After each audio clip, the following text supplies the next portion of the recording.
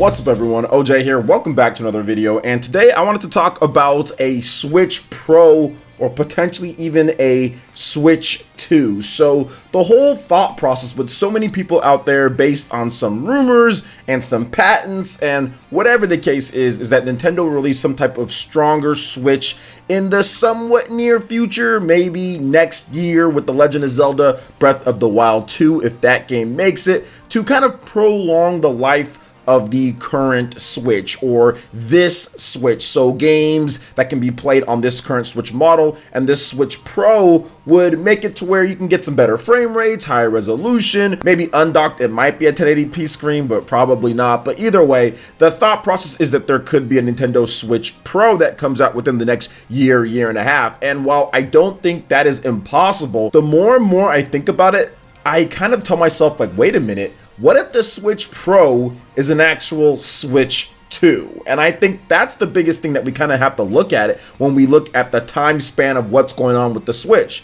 These current, I would say the past two generations of systems with the PlayStation 4 and the Xbox One has extended the life further than what we usually see, right? Because in the 6th generation and even before that, it was like a 4 to 5 year gap in between systems. And there's nothing saying that that won't be the case with Nintendo going forward. We saw that with the GameCube to the Wii, right? You have 2001 to 2006. 5 years, and Nintendo could easily do the same thing with the Nintendo Switch. Why release a Pro model that's going to be more expensive when you can just work and put that towards a Switch 2, a true successor that is backwards compatible and can play the previous games and can also play the new Switch games as well. And I think it relieves the whole stopgap type of system thing that we've seen with the PlayStation 4 and also the Xbox One. Now, Nintendo's no stranger to doing something like this,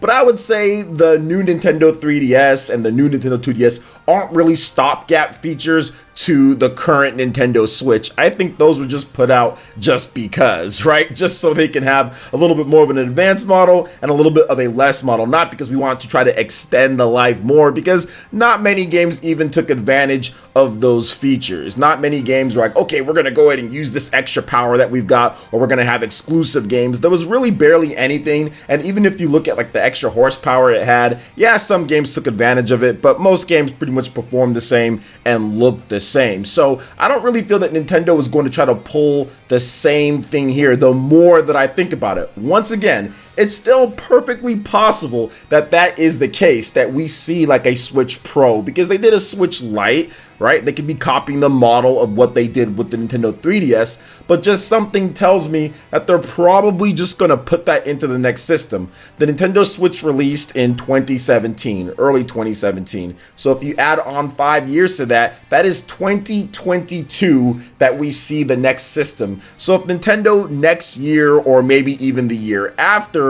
like let's say a year and a half from now, was to release a Switch Pro, wouldn't that be really close to when the next Switch does come out? And I've seen videos from people talk about this as well, Doc Trey, other people, and the more that I kind of think about it, I'm thinking, not sure if that's necessarily the best thing, because I have a PlayStation 4 Pro, I have a Xbox One X, and while they do add to the table, they get you better performance, they do get you things that you didn't get before. Did we really need those systems when it comes down to it? No, not really. With the Xbox 360 and the PlayStation 3, we didn't need a PlayStation 3 Pro. We didn't need a Xbox 360 Pro. We didn't actually need any of those. And pretty much for all of the previous systems dating back, the main ones at least, we haven't really got that. We didn't need a PS2 Pro. We didn't need any of these things. All this is doing is just extending the life of the systems and also bringing in some extra revenue on them, because they're using parts that are getting cheaper and cheaper to manufacture,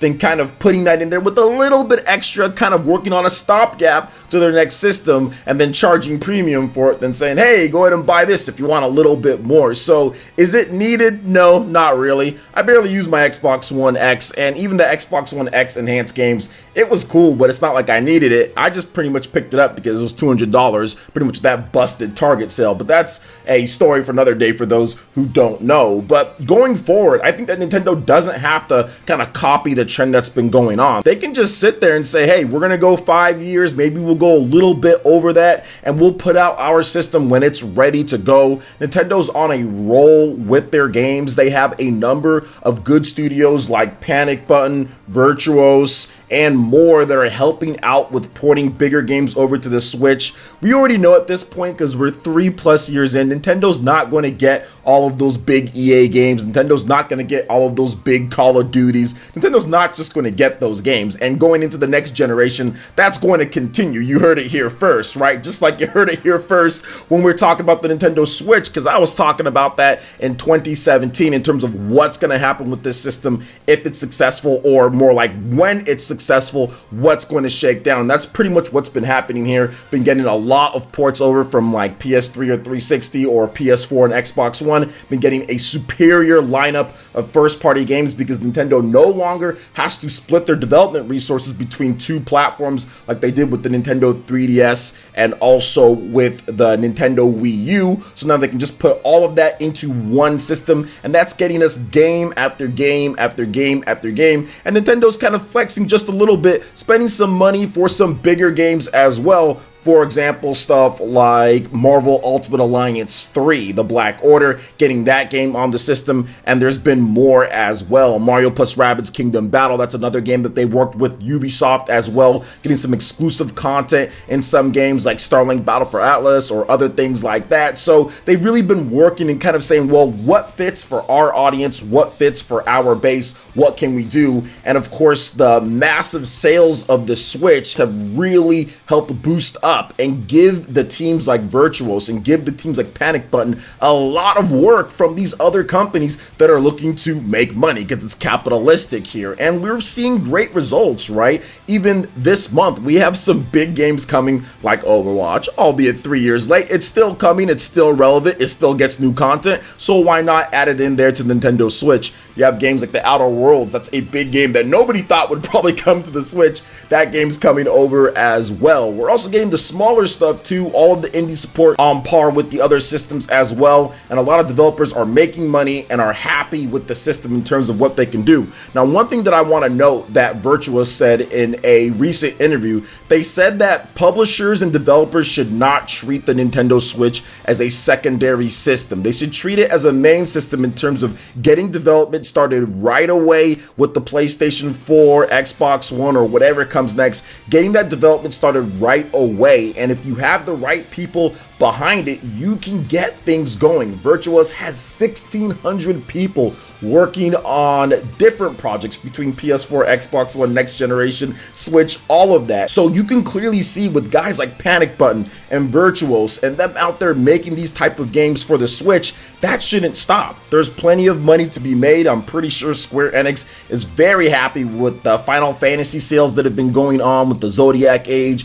and Final Fantasy X/10-2. We're seeing other publishers come out and say, yeah, the games are selling well. I know Bethesda's came out and said this is definitely something that we like. The games are doing well enough. We got stuff like Doom Eternal coming from Panic Button. So the more that I look at it and I kind of see the landscape, even though we're getting high fidelity visuals with the next generation systems, right? We're getting 4K, we're getting all that. That doesn't mean that this has to stop. You can treat the Switch as its own platform that's going to make you money, and people are going to be interested with the huge install base, because you have to remember, next generation, it all pretty much starts over, right? You don't get to add on from what you already got. You have to start all over and build that base up. So there is a certain level of risk, but you have a solidified install base already with the Switch going forward, and people are going to want to be able to play games anywhere that they want. That's not going to stop just because other systems come out. The Switch does something very unique. So I think that Nintendo has carved out a nice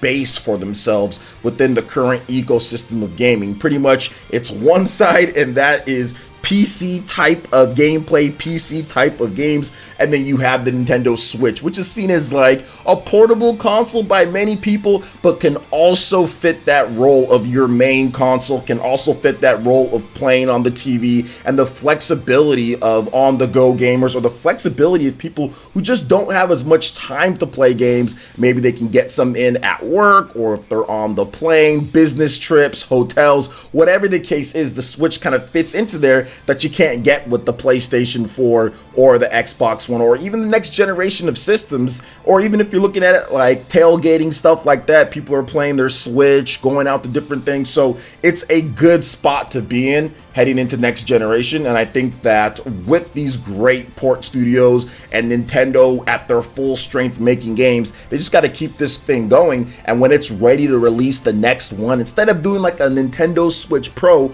maybe it's just that Nintendo Switch 2 to where developers can really take advantage of what they're doing next. But that's just my thought process on it, guys. I was thinking of a lot of different things and I wanted to kind of share my thoughts. I'm thinking it's going to be about a traditional 5-year period for Nintendo. 2022, we see something from the next line of Switch, a Switch 2. Maybe no Switch Pro. Maybe we get some different models here and there. Nice Legend of Zelda Breath of the Wild 2 type of bundle or something like that. But I don't know about another like big Switch upgrade. I don't think it's going to be like what people are expecting or hoping for. I think they're just going to wait, traditional model, 5 years or so, and then bring out that next Switch. So I'd love to hear you guys' thoughts in the comment section below. All right, guys, that wraps it up for this video here. You're going to check out the links in the description below. We got Facebook and Twitter. Go ahead and give us a like and a follow on our social media. Hit that like button if you did like this video. Let me know you guys want more content like this going forward in the future. And subscribe to PlayerEssence for latest RPG, Japanese, and Nintendo gaming news. Thank you so much for watching, and we'll catch you guys for the next one.